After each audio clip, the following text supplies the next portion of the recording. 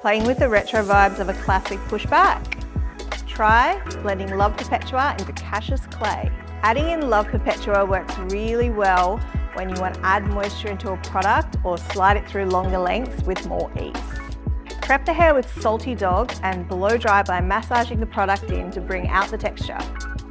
Using a finer tooth comb, push down the sides, push up the front, and mold any pieces using directional combing.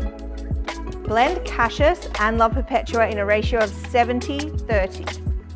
Work through the hair to create your shape, pinching pieces with the pads of your fingers, again to bring out the texture. Look, it's Brandon from 90210.